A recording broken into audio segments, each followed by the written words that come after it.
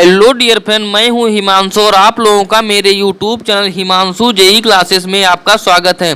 तो dear friend, मैं आज बात करूंगा बिल्डिंग कंस्ट्रक्शन के विषय में, जो कि दोस्तों ये आपके पॉलिटेक्निक सिविल थर्ड सेमेस्टर का एक सब्जेक्ट है।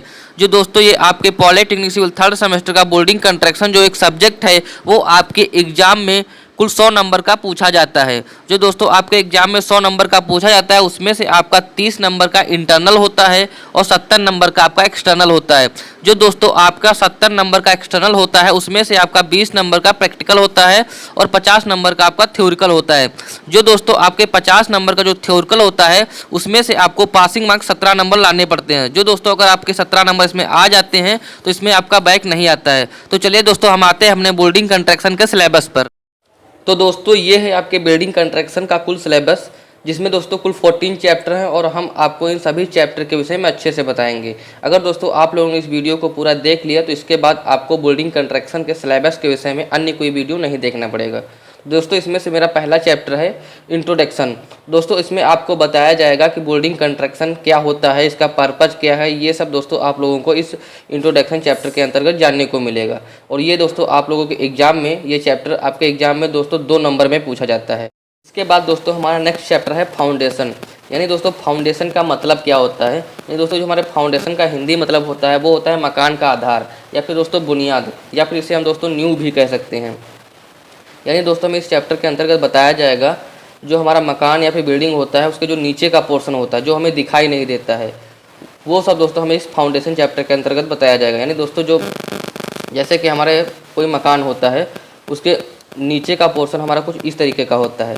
यानी दोस्तों हमारे नीचे का पोर्शन होता है उसको हम लोग सब स्ट्रक्चर बोलते हैं, और जो ऊपर का होता है उसे सुपर स्ट्रक्चर बोला जाता है। तो दोस्तों जो सब स्ट्रक्चर के अंतर्गत आने वाली महत्वपूर्ण टॉपिक, परिभाषाएं जो भी होंगी आपको इस फाउंडेशन चैप्टर के अंतर्गत बताया जाएगा। और दोस्तों जो ये बीच वाला होता है इसे प्लिथ बीम बोला जाता है। तो दोस्तों ये सब आपको इस चैप्टर के अंतर्गत बताया जाएगा। दोस्तों ये चैप्टर आप लोगों के लिए काफ़ी इंपॉर्टेंट होने वाला है और इसकी प्रिपरेशन आप लोग अच्छे से कर लीजिएगा, क्योंकि दोस्तों ये चैप्टर आपके एग्जाम में 10 नंबर का पूछा जाता है। इसके बाद दोस्तों हमारा नेक्स्ट चैप्टर है वॉल। यानी दोस्तों जो हमारी दीवार होती है, इस चैप्टर में दोस्तों हमें बताया जाएगा कि जो हमारी दीवारें होती हैं वो दीवार कहाँ पर किस तरीके की दीवार बनानी चाहिए, और जो दीवार बनती है वो उसमें कितना मटेरियल लगता है, वो सब दोस्तों हमें इस चैप्टर के अंतर्गत बताया जाएगा। दोस्तों ये चैप्टर आप लोगों के लिए काफ़ी इंपॉर्टेंट होने वाला है और इस चैप्टर की प्रिपरेशन आप लोग अच्छे से कर लीजिएगा, क्योंकि दोस्तों ये चैप्टर आप लोगों के एग्जाम में 4 से 5 नंबर में पूछा जाता है। इसके बाद दोस्तों हमारा नेक्स्ट चैप्टर है मैसनरी। यानी दोस्तों चिनाई। यानी दोस्तों जो चिनाई होती है वो किस तरीके से की जाती है, या फिर दोस्तों जो हमारी चिनाई होती है वो कहीं कहीं पर पहले पत्थर की भी चिनाई की जाती थी, और अब तो दोस्तों लगभग सब कहीं ईंट की ही चिनाई की जाती है। तो दोस्तों वही हमें इस चैप्टर में बताया जाएगा कि जो पत्थर की चिनाई होती थी और ईंट की जो चिनाई होती है उसमें अंतर क्या था और अंतर क्या है, यही सब दोस्तों हमें इस चैप्टर के अंतर्गत बताया जाएगा। तो दोस्तों ये चैप्टर भी आप लोगों के लिए काफ़ी इंपॉर्टेंट होगा, क्योंकि दोस्तों ये चैप्टर भी आप लोगों के एग्जाम में 4 से 5 नंबर का पूछा जाता है। इसके बाद दोस्तों हमारा नेक्स्ट चैप्टर है आर्च एंड लिंटर। यानी दोस्तों जो आर्च होता क्या है। यानी दोस्तों आपने देखा होगा कि जो हमारे दरवाजे होते हैं, जो कुछ इस प्रकार के जो दरवाजे होते हैं उनके ऊपर कहीं कहीं इस तरीके से बना होता है। तो दोस्तों इस तरीके से बना होता है, जो ये वाला पोर्शन हमारा होता है ये आर्च कहलाता है दोस्तों। तो दोस्तों यही हमारा आर्च होता है। और दोस्तों जो लिंटर होता है, आपने देखा होगा दरवाजे के ऊपर इस तरीके से कुछ सीधा सीधा जो बनाया जाता है बीम टाइप में, ये दोस्तों हमारा लिंटर होता है।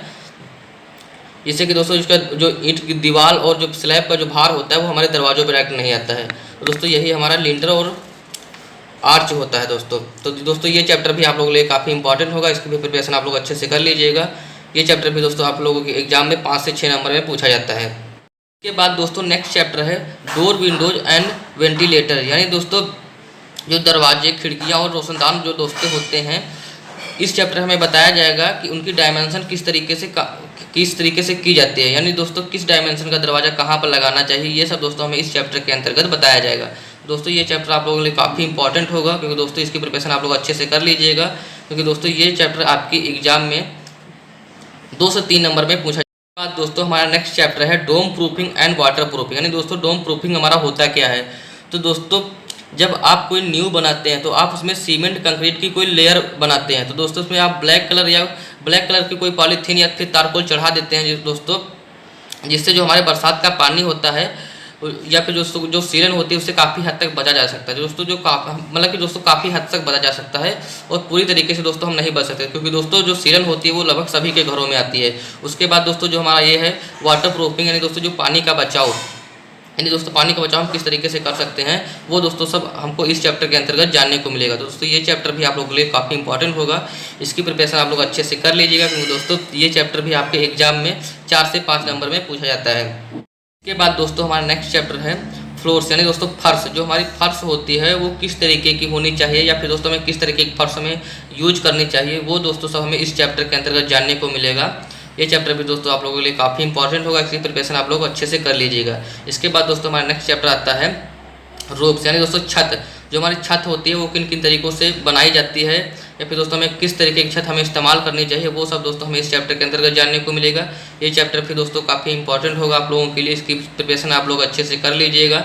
इसके बाद दोस्तों हमारा नेक्स्ट चैप्टर आता है स्टेयर, यानी दोस्तों जो हमारी सीढ़ियाँ होती हैं वो दोस्तों हमारी सीढ़ियाँ किस तरीके की सीढ़ियाँ कहाँ पर बनानी चाहिए और किस तरीके की सीढ़ी हमें इस्तेमाल करनी चाहिए, वो सब दोस्तों हमें इस चैप्टर के अंतर्गत जानने को मिलेगा। ये चैप्टर भी दोस्तों आप लोगों के लिए काफ़ी इंपॉर्टेंट होगा दोस्तों, इसकी प्रिपरेशन आप लोग अच्छे से कर लीजिएगा, क्योंकि दोस्तों ये तीनों चैप्टर आपके एग्जाम में 5 से 6 नंबर में पूछे जाते हैं। इसके बाद दोस्तों नेक्स्ट चैप्टर है सरफेस फिनिशिंग, यानी दोस्तों जो हमारी दीवार होती है उस पर जब प्लास्टरिंग कर दिया जाता है उसके बाद दोस्तों उसकी फिनिशिंग की जाती है, दीवार दोस्तों और देखने में अच्छी लगने लगती है। तो दोस्तों हमें इस चैप्टर में यही बताया जाएगा कि जो हमारी दीवार होती है उस पर किस तरह से फिनिशिंग की जाती है और कि कौन सी दीवार पर किस तरह की फिनिशिंग करनी चाहिए। दोस्तों यह सब दोस्तों हमें इस चैप्टर के अंतर्गत जानने को मिलेगा। तो दोस्तों ये चैप्टर भी हम लोगों के लिए काफ़ी इंपॉर्टेंट होगा दोस्तों, इसकी प्रिपरेशन आप लोग अच्छे से कर लीजिएगा, क्योंकि दोस्तों ये चैप्टर भी आप लोगों के एग्जाम में 4 से 5 नंबर में पूछा जाता है। इसके बाद दोस्तों नेक्स्ट चैप्टर है हमारा एंटी थर्माइट, यानी दोस्तों जो हमारी ईंटें होती हैं उन पर जो दाग धब्बे लग जाते हैं उनको किस तरीके से साफ़ किया जाता है, किस तरीके से साफ़ कर सकते हैं दोस्तों, ये सब हमको इस चैप्टर के अंतर्गत जानने को मिलेगा। दोस्तों ये भी चैप्टर आप लोगों के लिए काफ़ी इंपॉर्टेंट होगा, इसकी प्रिपरेशन आप लोग अच्छे से कर लीजिएगा। ये चैप्टर भी दोस्तों आप लोगों के एग्जाम में 4 से 5 नंबर में आता है। इसके बाद दोस्तों हमारा नेक्स्ट चैप्टर है ग्रीन बिल्डिंग, यानी दोस्तों जो हमारा ग्रीन बिल्डिंग का जो मुख्य कारण होता है वो होता है हमारे प्रदूषण को दूर करना। यानी दोस्तों हमें इस चैप्टर में बताया जाएगा कि जो हमारी बिल्डिंग होती है उसमें जो हमारे पेड़ पौधे लगाए जाते हैं उसको किस तरीके से कहाँ पर कौन सा पेड़ पौधा लगाना चाहिए, वो सब हमें दोस्तों इस चैप्टर के अंतर्गत जानने को मिले। इसके बाद दोस्तों जो हमारा नेक्स्ट एंड लास्ट चैप्टर है वो है नेशनल बिल्डिंग कोड, यानी दोस्तों जो हमारे भारतीय कोड होते हैं उसको हम किस तरीके से ज्ञात कर सकते हैं, या फिर किसी बिल्डिंग का भारतीय कोड क्या होता है वो कैसे हम पता करें। दोस्तों ये सब हमें इस चैप्टर के अंतर्गत बताया जाएगा। दोस्तों ये भी चैप्टर आप लोगों के लिए काफ़ी इंपॉर्टेंट होगा, इसकी प्रिपरेशन आप लोग अच्छे से कर लीजिएगा, क्योंकि दोस्तों ये चैप्टर भी आप लोगों के एग्जाम में 5 से 6 नंबर में पूछा जाता है। तो दोस्तों ये थे हमारे बिल्डिंग कंस्ट्रक्शन का कुल सिलेबस, और दोस्तों इन सभी चैप्टर का प्रिपरेशन आप लोग अच्छे से कर लीजिएगा ताकि आपका एग्जाम अच्छा हो। अगर दोस्तों आप लोगों को वीडियो अच्छा लगा तो वीडियो को लाइक करिएगा और शेयर करिएगा। अगर दोस्तों आप लोग चैनल पर नए हैं तो चैनल को सब्सक्राइब कर लीजिए।